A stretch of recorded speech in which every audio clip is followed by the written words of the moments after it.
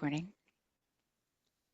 And I am pleased to introduce Isabel, and I know she's gonna share her screen and introduce herself to you. And hopefully you'll have tons of questions. I'll monitor the chat and probably answer questions whenever the time comes up. But I'll let you take it away. Awesome. Thank you very much. And I do apologize again for being a little tardy here. I'm going to go ahead and start sharing my screen. And can I just get a confirmation that y'all see understanding business as a UXer? Not yet. Okay, let me address that. Now it started. Okay, awesome. And we now, see the background of your screen. There we go. Yep, you're perfect. good. Thank you so much. Awesome. So yeah, as mentioned, we met in Austin during that specific meetup for South by last year. I was there as an attendee just to understand that conference. It was my first time attending South by. And since then, I'm a pretty pretty ambitious person, I would say, maybe in a lot of ways. I was at that time 2 years into my UX career, and I'll go to the next slide actually, because it tells you about me. I was 2 years into my UX career. Prior to being in UX, I was a business intelligence analyst. I pursued a master's in human computer interactions and then transitioned into a UXer. But I recently got a new role and I'm now a senior data advisor, but I'm still very active in the UX community. I'm located here in Houston, so I'm not too far from y'all. I will be in South by next 2 weeks from now. I will be hosting a meetup myself as well, Women in Energy. I can also post that in the chat after. But yeah, part of what sparked this discussion and this idea for me was that I was seeing a lot of the UXers in my local community at various networking events not really understand a lot of the full scope of UX, I should say. I think that with any role, it's majority knowing how to do the trade that you're in, but it is also in large part understanding the business that you're working with.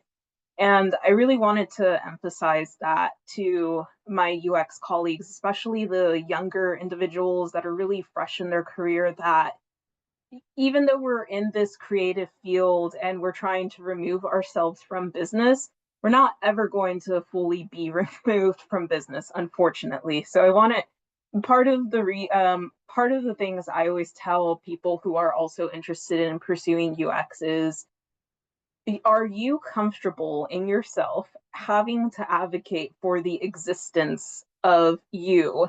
And by you, I mean your role. Businesses don't understand UX.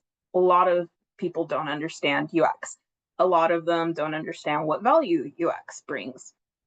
So I want to move on to the next slide so I can tell you what tonight's agenda is going to be. I want to go over talking business, strategizing, I'll have a conclusion, and then open up for Q&As. So I do ask, if you do have any questions, you can put them in a chat. I'll take brief pauses here and there for questions. But if you want to wait till the end, I do have that section for you. After tonight, I am hoping that you are all able to be equipped with business acumen, are able to connect UX experience, user experience with revenue and business objectives, and to socialize business talk. It is in itself its own language. I think all of y'all are pretty familiar with UX having its own jargon as well, very similar to business. I want everyone to learn the importance of efficient communication, efficiently communicating the value of your design decisions to stakeholders. I want you to gain buy-in from your projects and ultimately ensure that there's design alignment with the company's overall business goals. So hopefully we can start empowering everybody to do that. So I'm going to go ahead and give it a start. Let me get a sip of water before I go on my rampage of talking. But let's talk business. Understand that user experience creates value, and value is what is monetized, be it through building trust or getting a greater market share. Value determines how much a customer is willing to pay for a product or service. I think a lot of us understand that when we're creating let's use a website, for example, the user isn't able to do the very simple task of adding an item to a cart and then checking out. That's not going to give business money. How do we get business to understand that? Let's start off by understanding what a profit margin is. This is going to be the first part of us talking the talk. Profit margin is a common measure of the degree to which a company or a particular business actively makes money. So just to simplify that, your entire profit margin is going to be broken up into revenue, gross profit, and net profit. A strong profit margin means your business is making enough revenue to cover its cost. Your profit margin shows that where your business is performing well and helps you decide where you need to cut cost. Gross profit margin shows the money a company makes after accounting for its business cost. So think about it this way. If your business is selling strawberries, it's going to cost you money to get the soil needed to plant the seeds that needs to then to harvest the strawberries. You know, it's going to take you some time for those strawberries to grow, but you have a business, you got to pay bills, you got to accommodate for the fact that you're not going to make money until you're able to sell your product. So you have to think about a projection of what your revenue is going to be, and then from that take account for how much it's costing you until you have your first harvest of strawberries to sell. And then once you actually get to the point where you're selling your strawberries and you've cut out the cost that it took you from whenever it wasn't strawberry season to strawberry season, you get your net profit, which is the actual amount of income that remains after deducting expenses from your revenue. So that's going to be how much money essentially you just have left over, just simplifying it. I'm not going to go any more deeper into making money as a business than this, because this is just part of the equation. I wanted to have this as a visualization because revenue is a metric. Revenue is data. This is stuff that you can and might be working with when it comes to creating a project that you have to display to your stakeholders. You have to talk about it's going to cost us this much money to operate. We are projecting it to be done at this point in time. So until we can actually deliver on this and start actually making this product go live for you, we're probably going to have to accommodate for these costs along the way. So think of it that way. So now you know about profit margin. Now I want you to understand that if your organization is revenue driven, try using replaced phrases like inconsistencies with design debt to describe the situation. People in revenue hate debt. I think we all hate debt. But I want y'all all to start thinking about common terminologies within UX that can start being translated into what business folks like to hear. And I do have this little visualization here on some phrases that are in UX terms, then turned into business terms. By the way, I will be sending out this deck to Cindy, and I think she can send that out to everybody that's involved. I do have links to where I'm getting these sources from so that you can all review this and get a deeper understanding. I just want y'all to have a surface level understanding. But I do want to point out something like lean UX. A lot of people don't understand lean UX, and lean UX is very well understood within the practice. But for a business person, that's translated into fast-paced delivery. We can also think about agile, if y'all are familiar with agile. You know, you have your 2-week sprint where you're trying to accomplish XYZ task that's going to eventually go into the bigger objective of a product, project, or initiative that you're trying to do. So a lot of business folks don't really understand the nuances of agile, but they understand that this is going to chip away at tasks to get to the end goal. So good little things to have here. Again, I will send this out, and there is the articles are there in the bottom left-hand corner, so you can get a little bit more understanding on those concepts. And also, if you want in your own time, you want to Google search UX terms to business terms. There are so many resources out there, so many workshops that you can go through that will allow you to understand which terminologies we commonly face that can be translated into business.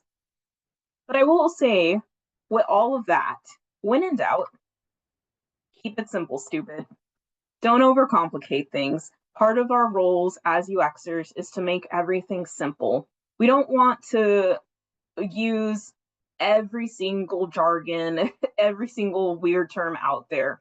If you can communicate a concept very easily to your audience, to your stakeholders, then just do that. It is very simple to say, I am going to take this much time. It is going to cost us this much money. We need to include this many people and these many resources. And we want to be able to go into production with this type of interface, this type of look, this type of product, etc. It doesn't have to be fancy. I'm going to pause it there. Are there any questions so far? And feel free to come off mute if you would like. So have you run into, like, have you seen a value in using business terms? And I don't know if you've done any freelance, but is that valuable as a freelancer pitching services to a business or a business owner? Have you found that to be helpful? Yes, I would say even more so in that kind of setting because they might be the company that comes to potentially get your services might come because they were told by somebody somewhere, hey, I heard about this UX thing. You're supposed to make things look pretty. Can you do that for me? But then it becomes your job as the UXer to translate and say, it's not just going to be all this. I do need to go through these processes, through this whole entire cycle to get the results that you're looking for. So in that case, and with any case, like you want to be very transparent, you want to be very clear, and you want to make sure that your users are understanding exactly what it is that you're able to deliver, why it needs to happen, and what the outcome of that will be. Mhm. Great question.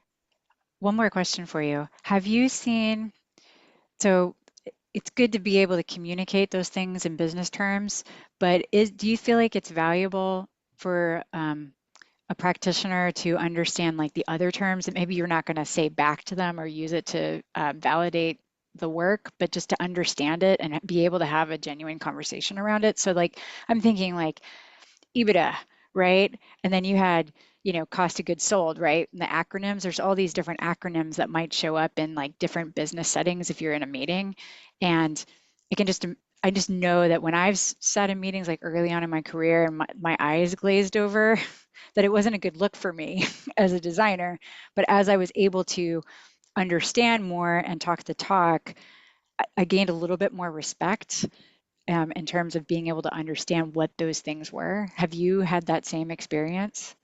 Yeah, and I've actually talked on this before where I said people are going to respect you a lot more if you're more transparent and not high and mighty trying to fake it till you make it in those types of cases. Sometimes you got to fake it till you make it a little bit, but if you genuinely don't understand something, especially from my background, I work in oil and gas right now. We are so acronym heavy. Everyone's got a process, everyone's got their own types of phrases. Every project needs to have its own fancy name. It becomes a little too much. So it does serve you if you can tell them, hey, I'm not sure what this means. Can you clarify this? Or I like to say, you might have already explained this, but can you re-explain this concept? Um, I think from a like things that you shouldn't know versus things that you're just not going to know because it's insider knowledge. Um, you might want to spend some time just understanding how your business makes money. So, if you do work in an oil and gas company like myself, it's going to be kind of embarrassing at my point in my career if I ask my colleagues, so exactly how does this business actually operate or make money? But I can also get away with it in asking a different way. We have so many business units at my company. Everybody does something different.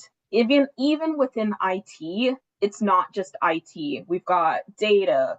We've got like a separate team for data. We do have our innovation lab where I previously worked at. We have utilities. I can go on and on. We have our help desk, for example.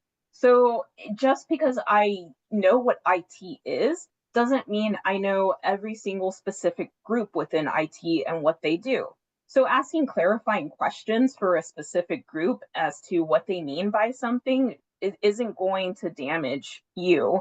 And you want to be able to make sure that you can actually communicate with them using terminology they use, and actually communicating it correctly. So it doesn't hurt to ask.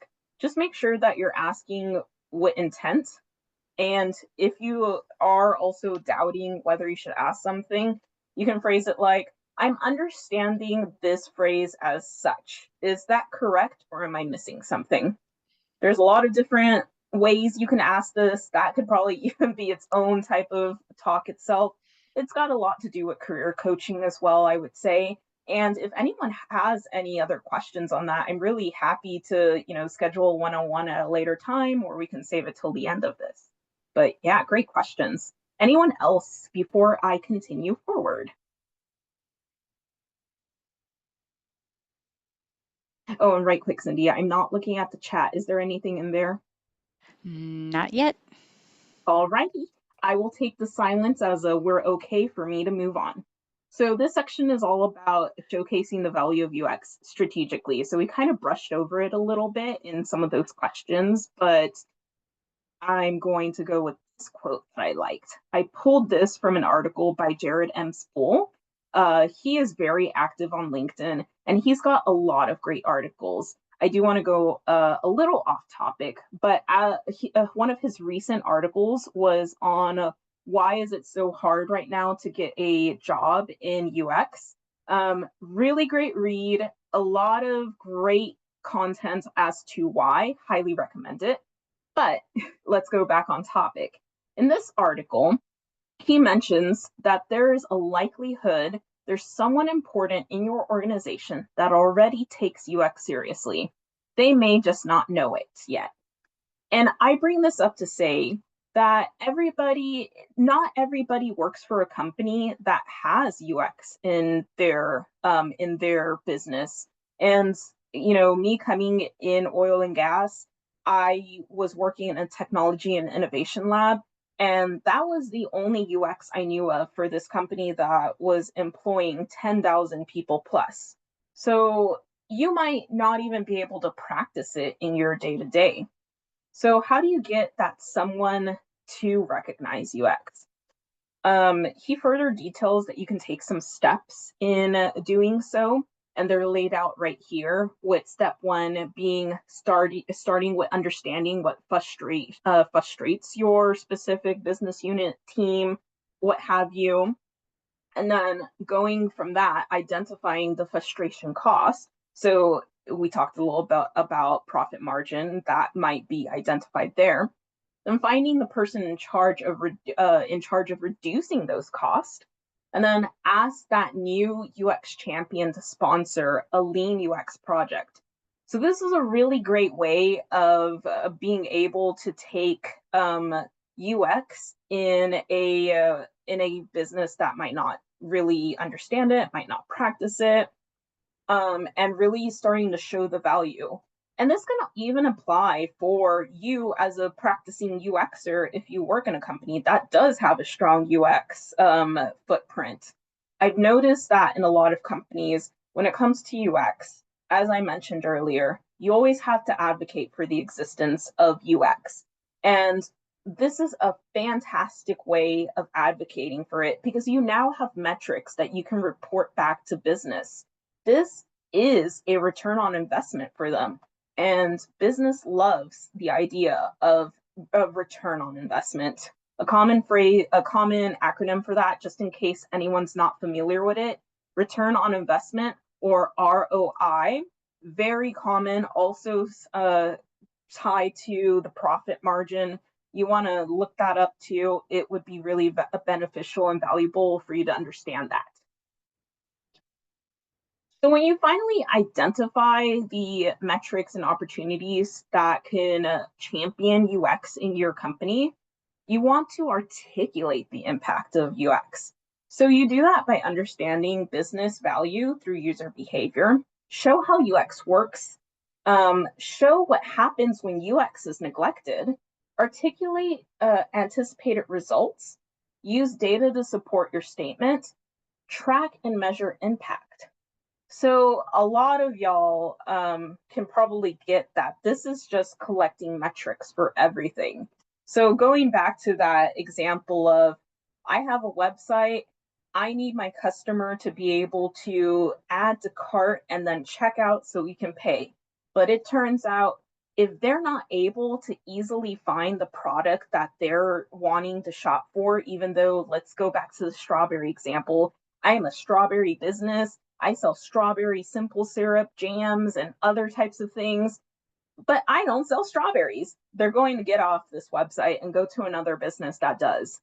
Um, so that silly example that I'm using is a blatant example, an oversight that can happen. Sometimes if your business is missing that key aspect that is expected of from your users, then they're missing out on a sell. They're missing out on potential revenue. And you can actually make a case that this is going to impact business in the long run. That's a great way to start sharing and getting those champions in the space of UX. And that's a great way to talk business to them because they understand their bottom line. Taking a moment. I think I said everything here. So at the end of it, I do want to take it back to UX because all of this is UX. This is design thinking. You're empathizing with business by getting to understand the goals. You're defining how UX can provide value. You're ideating by challenging current assumptions made on UX. You're prototyping a relationship model between UX and business. And you're testing continuously how UX is providing value to business. So if that's a way that translates well to you, take it like that. So heading on to conclusion, and I'm about to open it up for Q&A, but first, the role of UX in business is not just a matter of aesthetics or user convenience. It's a critical component that directly influences business success. As a UXer, I have observed a gap in understanding the tangible impact of UX on business outcomes.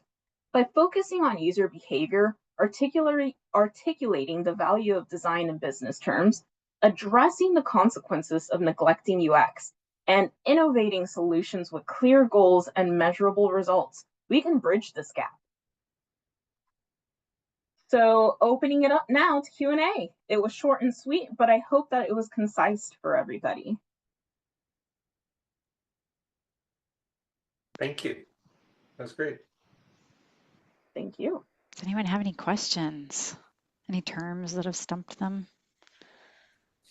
Could I actually ask, in everything you were talking about in sort of pitching UX to a larger non-UX oriented team, is there overlap in discussing not just the experiential part of it, but the accessibility components and how you get buy-in with that? Because I feel like that's an even newer or lesser known concept to the same decision makers or stakeholders? Yeah, that one's tricky because we also want to understand that UX is often seen as a cost and a costly one at that. So, what I would propose when going about doing that is start small scale. Um, Not everything is going to require 100+ person usability test on something. It can literally be as small as, what is it, the 7 rule of people for this specific slither in the product or website, what have you be, that you can test out and start demonstrating that this cost that is going to be associated with UX is worth it. Did that answer your question? It addresses part of it. I think what I was kind of asking about is accessibility as sort of non yeah, but just as an extended arm of UX, accessibility specifically, especially here in California, is increasingly a legal concern as much as one of experience. And I just often see that getting buy-in from that is an afterthought at best, and didn't know if you had any thoughts to speak on that. Gotcha. Okay, so you're asking about when you're trying to make a case for why we need to make something more accessible. Is that correct? Correct. Yeah. So luckily, my company that I work for, we're actually pretty active with the accessibility concept. We do actually have a branding site or landing page that is dedicated to how to make sure your presentation or when you're trying to do some sort of marketing thing is accessible to a wider audience. I would say maybe your marketing team might have that if you do have a marketing team on in your company. And if not, I like to use this example. This is very specific to my business, and I cannot speak for every single business, but surely there can be an example for very similar. Um, Working in oil and gas, we have a lot of people of many different backgrounds, and we need to be able to communicate what it is they need to take into consideration when being out in the field, for example, in a terminal, an oil and gas rig. Those are very dangerous, very dangerous environments. And we need to consider that English might not be everybody's first language. That's an accessibility issue right there. Would we rather have it that they understand part of the instructions and potentially endanger not only themselves but their colleagues? Or would we rather that they have something in their native tongue where they're able to actually understand what's being said and what they need to do in that environment, resulting in safety for not for everybody involved? So that's, again, very specific example for my line of work, but it is in line with, this is potentially what accessibility grants us. It can very much be a life or death situation at that. Cool. Thank you. Of course. Thank you for your question. Anyone else? Yeah. I currently work for the government and I am going to try I'm trying to change careers to UX. So I'm very unfamiliar with business in general. Like obviously I know what um they need to make money and I should understand how they make money. Um but do you have any advice for somebody who is just not very knowledgeable about it? Yeah, what I would advise, because when I started my UX journey, I did have at least the advantage of understanding business coming from data, is maybe you can make a model on how you would run a business and start asking those questions as to, if I were going to have a website, for example, that sold trinkets, of my own creation, what are the things that I need to consider when I do that? And taking this practice where you're creating a fake business, quote unquote, is going to start unlocking a lot of concepts and things that you might not have been familiar with. We can look at any independent business owner. They have to go through a lot of difficulties, uncertainties, and find out answers for a lot of questions that they didn't even know they should have. This case study, this individual case study, if you choose to go about doing that, can allow you to start piecing together things that even a large scale business might have to consider when doing so. Because I would say that at the end of the day, a business is a business. They're selling a product one way or another. Even if you feel, for example, Google is free, it's not free. It's making money some way. And a lot of that comes from its ad revenue. So that's a good example to use right there. If you don't want to go through the build your own business case study, you can also just Google search or Bing search, whichever search engine you want to use. How does this company make money? Google is a really great way, a really great company to understand, because like I mentioned, it's not just a search engine. Most of their profit, if I remember correctly, does come from their ad capability, the opportunity to promote a website first when you Google search a term and being a sponsor. They're getting a lot of money from that. So that's a good way to start understanding any type of business.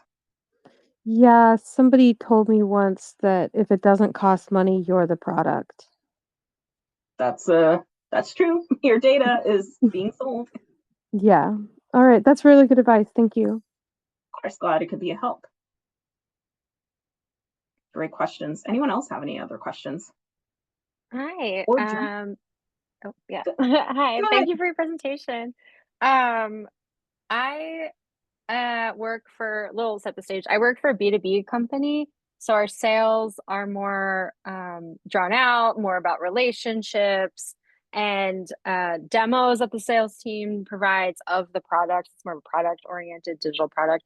So not the checkout flow, for instance, which is always a great example of how to get good metrics of your success, of your the workflows you design and such. But so what I'm trying to figure out now is our leadership pretty much values UX or stands behind it. So I'm trying to figure out now, how do I actually measure the success of the design efforts and show how I or our team has positively impacted the business, maybe with metrics and such. So yeah, the company like leadership values UX and kind of understands it, but I'm trying to figure out, how do I kind of take that and really show them that we are succeeding and proving their value and deserve that value.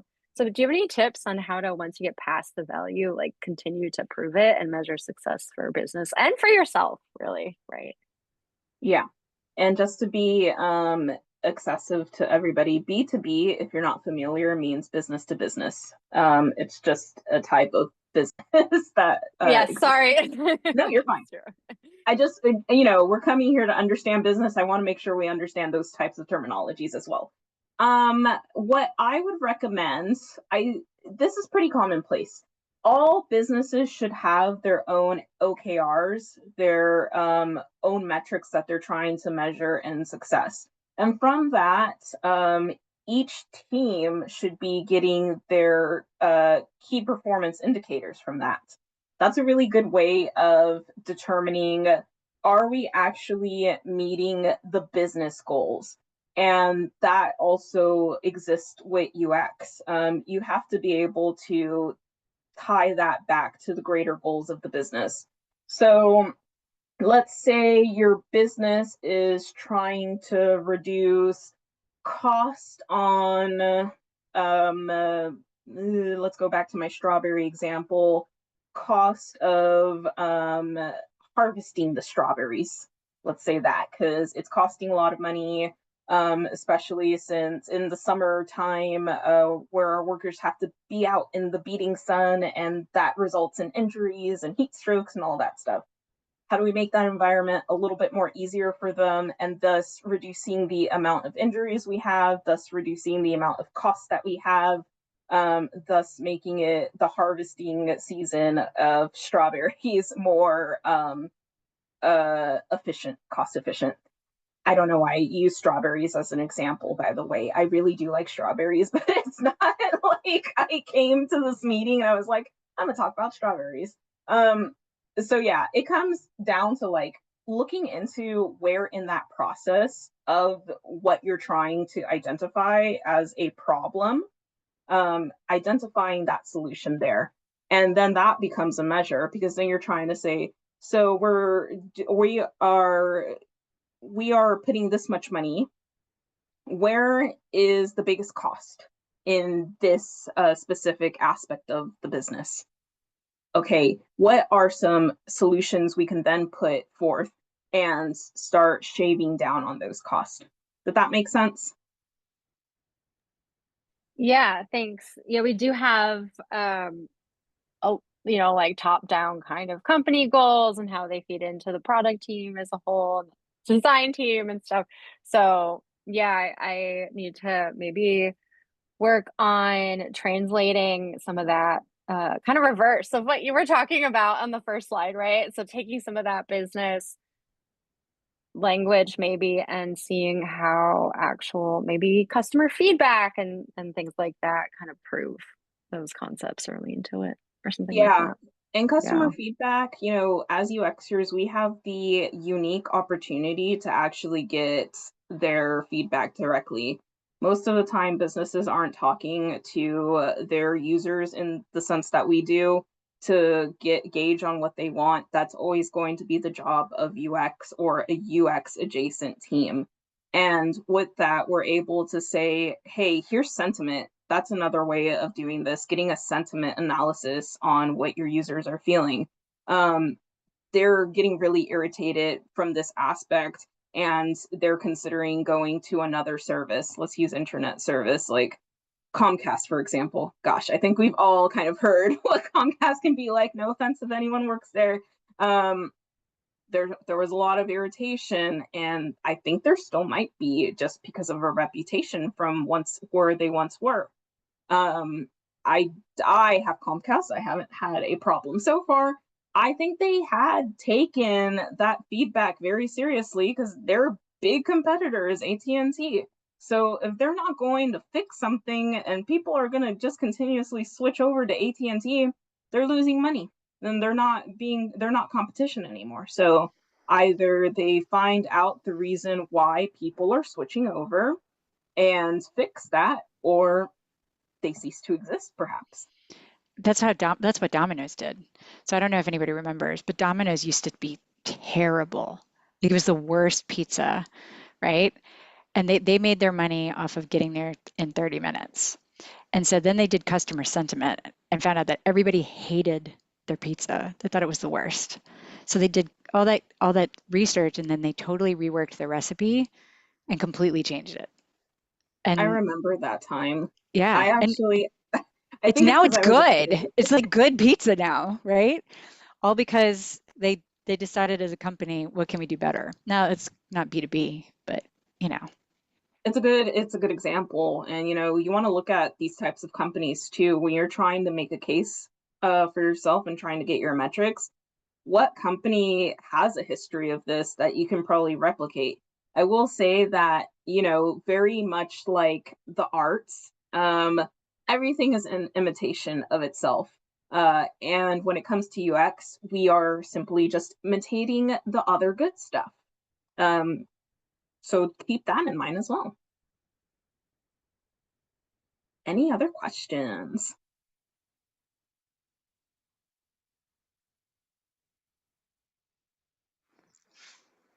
Isabel, this has been great. Thank you so much for sharing. It looks like I don't see any other questions in the chat, but you said that you'd be happy to maybe have a conversation if someone reached out, Yeah, maybe? yeah. Okay. Want to go to my last slide here? This is my contact information. I have my email up here, my LinkedIn. This QR code is going to be directly to my LinkedIn if y'all want to take an opportunity to scan that. Happy to talk further about this topic or just UX in general. As mentioned, I'm not a UXer anymore, but I am still very involved with the community and I am still practicing a lot of those skills that I gained in my current role. Part of the reason I got hired was because the hiring manager knew of my UX background and he wanted to bring that to the team. So please feel free to connect with me. Please feel free to reach out. Happy to answer any questions, happy to schedule a chat. And again, I will be in Austin during South by Southwest the first weekend, hosting my own panel there, Women in Energy Meetup. I do also have that on my LinkedIn. Would love to meet anyone in person if you'd like to chat some more there. And I promise that I will send the slides out to everybody who registered, so I'll send it out through Meetup's email. Okay? Perfect. Awesome. Well, I guess we'll wrap it up here, but I'll stick around for a few minutes if anybody was too shy to ask in the greater conversation. So thank you, Isabel. I'm going to go ahead and stop the Have recording. me. Thank you, Isabel.